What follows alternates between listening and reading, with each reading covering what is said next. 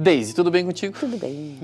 Seja bem-vinda sempre por Obrigada, aqui. muito obrigada. Quando a gente fala em luto, quando a gente fala em perda, as pessoas tendem a querer esconder ou o outro falar assim, logo vai passar, a vida tem que seguir e assim por diante. Lidar com o luto não é uma coisa simples, mas ele não precisa ser pesado. É isso? É isso, é isso. A sociedade não sabe lidar com isso, né? Então, as pessoas não sabem o que falar, mas acham que tem que falar alguma coisa. E aí falam essas coisas prontas, do tipo, vai passar. Não, não vai passar, gente. Não vai passar porque a pessoa não volta. Então, seja forte. Não, diga o contrário. Tá tudo bem você não ser forte agora. É um tempo necessário para você olhar para sua dor, para o seu momento e viver como você achar que deve, levando aos poucos. É muito comum, eu recebo muitos pacientes que falam assim, nossa, eu acho que eu tô doente porque eu tô estranho. E esse estranho porque é novo. Mesmo que eu já tenha tido 10 perdas na minha vida, cada uma a gente vivencia de um jeito. Tem um significado diferente. Até porque cada um é um vínculo diferente. O luto ele dói justamente porque houve um vínculo que foi rompido. E esse vínculo ele só é criado porque existe um afeto. Então, toda vez que esse afeto ele acaba sendo rompido pela perda, seja por uma separação, seja por um desemprego, seja por um amigo que foi embora, ou seja por a morte de alguém, há uma dor. Então, o luto, a gente fala assim, é essa dor desse vínculo rompido. E é um processo, ele não tem um tempo para acabar e a gente sabe quando ele começa. Mas quando ele vai terminar, não, a gente fala assim, de processos do luto onde as pessoas vão se adaptando. Eu falo que o luto ele não acaba, a gente aprende a conviver com ele. Existem aquelas velhas frases já conhecidas, ou pelo menos fases conhecidas, que é negação, que é, enfim. Esquece isso, Brasil. E isso tudo é uma coisa que é muito diferente para cada pessoa. Exatamente. Cada um convive com a perda de uma forma diferente. Exatamente. Pode ser que eu vou continuar negando pro resto da vida, porque eu não queria que aquilo acontecesse. E aí nunca chega na fase da aceitação. Tanto que hoje os estudos, eles falam, não se fala mais em fases do luto. Mesmo que a internet esteja cheia disso, saibam que são profissionais não atualizados que estão falando sobre as fases do luto, porque não se fala, as fases do luto não são fases do luto, são fases da terminalidade. Elas foram desenvolvidas por uma médica que se chama Elizabeth Kübler-Ross, que estudou as pessoas que recebiam a notícia de uma morte anunciada. O que é uma morte anunciada? Olha, agora você tem um diagnóstico grave que a sua finitude é próxima. E aí é comum nesse processo a pessoa passar por essa negação e procurar um monte de médico, fazer um monte de exames, ter raiva, ter tristeza, querer trocar as coisas, barganhar, tipo assim, ó, Deus, se eu melhorar dessa, eu juro que eu dou cesta básica aqui. E até que chega um momento em que eu entendi que a dor está em mim, que a doença está em mim, e eu começo a entrar num processo de aceitação, e aceitação é, ok, eu tenho a doença, deixa eu aproveitar o que eu tenho ainda de vida. Essas são as fases.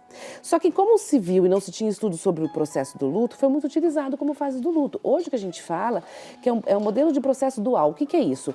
O luto de verdade, ele não é fases, e nem escadinha que você vai subindo, porque ele não é uma coisa reta. Ele é uma montanha russa, ele é uma bagunça. Hoje eu tô bem. Hoje eu tô bem, acordei bem, convivendo. vou pro meu trabalho, tá tudo certo. Aí, de repente, eu entro no carro pra ir embora, eu escuto aquela música que lembrava aquela pessoa. Pá, meu dia cai. Aí, no outro dia, eu acordo mal. Depois acontece, eu vejo uma outra criança, uma coisa parecida. Nossa, eu já fico bem. É isso. Ora eu estou pra dor, ora eu estou pra vida. E por que a gente fala, né, que a gente também precisa estar na vida? A pessoa nem tá chorando hoje, ela tá negando. Não. Ninguém consegue olhar pro sol o tempo inteiro. Ninguém consegue olhar para a dor o tempo inteiro. Então, a gente precisa de processos de fugas, de esquecimento, ou não digo nem esquecimento, eu digo, é como se a gente abafasse um pouquinho para conseguir continuar sobrevivendo. E veja, você está aqui nesse momento conversando comigo, certo? Você está concentrado no que eu estou falando. Em momento algum significa que você deixou de amar as pessoas que estão lá na casa delas, que você tem vínculo. Então, é isso que a sociedade precisa entender. Eu posso estar aqui sorrindo com você, eu posso estar numa festa... Mas você vai lembrar de coisas. Coisas tristes e coisas que foram saudades. Hoje é o dia do finados, eu trocaria até o nome de finados para o dia da saudade. E saudade...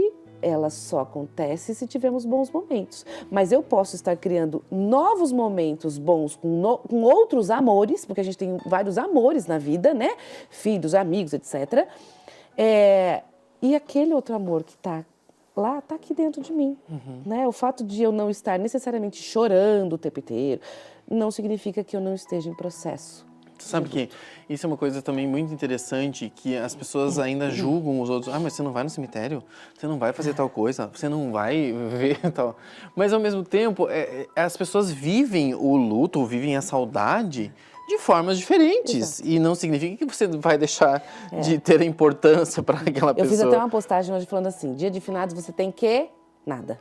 Você tem que buscar aquilo que faz sentido. Para muitas pessoas, o cemitério, o estar no local, ele faz sentido. Na minha vida faz sentido. Eu gosto de ir até lá, eu gosto de acender uma vela. Então, faz sentido para mim. É ali que eu me sinto conectado, muitas vezes. Ótimo. Mas todo mundo tem que pensar assim? Não. A gente aprendeu nas nossas crenças, né? A gente vem de uma crença católica, o Brasil de modo geral. Então, a gente tem lá muito vô e vó que ensina isso. E que eu também vejo o contrário, julgando as pessoas. Ai, meu Deus, olha lá a pessoa que vai no cemitério. Não. Cuidado com o julgamento de quem vai e cuidado do julgamento de quem não vai. As coisas precisam fazer sentido. Isso é respeito ao outro. Eu não preciso impor ao outro. Eu posso orientar os meus filhos, por exemplo, olha, geralmente nessa data, nossa família tem esse hábito de fazer assim, assim, assado, enfim. E quando essa criança for um adulto, ele vai decidir se aquilo faz sentido para ele ou não. Porque para muitas pessoas esse é um dia que faz sentido. Para outras, eu posso ir amanhã e fazer mais sentido do que ir hoje que estava cheio, por exemplo. Sim. Sabe? Então, tá tudo bem a gente pensar diferente. E no processo do luto, Tiago, não existe certo e não existe errado.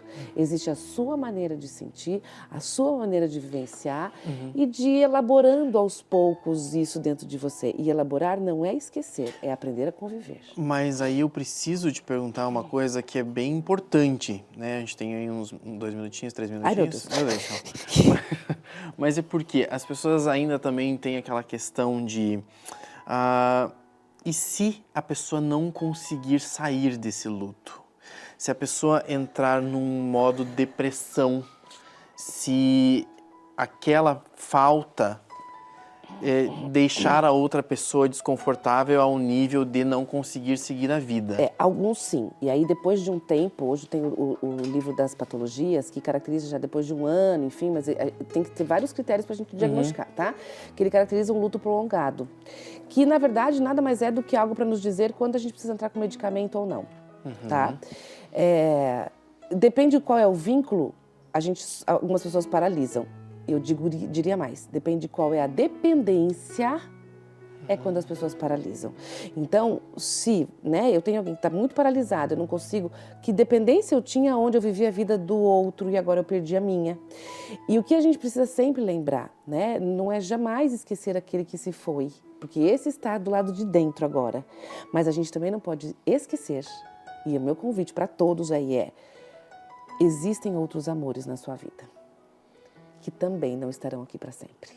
Não é? Existem as pessoas que estão ao seu redor e que a gente vivos, também precisa né? olhar e acolher e dividir momentos, porque também perderemos outros amores, mas alguns estão vivos, então vamos olhar para eles também. Sim. E isso não é esquecer daquele que não está mais aqui. É só partilhar e ampliar muito mais, até para que a minha vida possa continuar, apesar de... Você sabe que agora me veio uma situação, né? Tem tantas pessoas que têm mais idade, são um pouquinho mais velhas, né? E aí já perderam irmãs, irmãos e isso, e sobrinhos, e lá. E tem gente que olha para essas pessoas e diz assim, nossa, como ela é forte, né? Não, mas às vezes você não sabe se ela é realmente forte ou se ela precisou continuar vivendo, porque ela tinha coisa a fazer, mas o que é força para cada um, né? Eu sempre falo que assim, tá lá uma vida sofrida, como você é forte. Não, nem guerreira. É o que tem para hoje. Para muitas vezes. As nossas dores, a gente está ali com elas. Eu preciso caminhar com aquilo que eu tenho, né? Isso é uma força, se a gente quiser chamar assim, ok. Mas isso não significa que foi fácil. Né? Ela foi adaptando, a gente vai adaptando. E é isso, quando a gente percebe que... E quanto mais velho, Tiago, nós ficamos, mais pessoas nós vamos perder. Nós vamos perdendo. Só existe um jeito nessa vida da gente não perder ninguém. Morrendo bem cedo. Bem cedo. Então, se a ideia é o envelhecimento, né? E o envelhecimento é um privilégio de poucos. Só que junto com o envelhecimento vem as dores, não é uma coisa leve. A gente não envelhece com a mesma energia, a vitalidade de 18 anos e com a mesma felicidade de 18 anos. Engraçado, né? Porque bem que você falou, o envelhecimento te traz perdas, né? Perdas, claro. Né? Porque assim, quantos amigos você já deixou para trás? Quantas histórias a gente, né? Aquela coisa, vamos pensar lá, ai, meus amigos da quinta série são para sempre. Não são.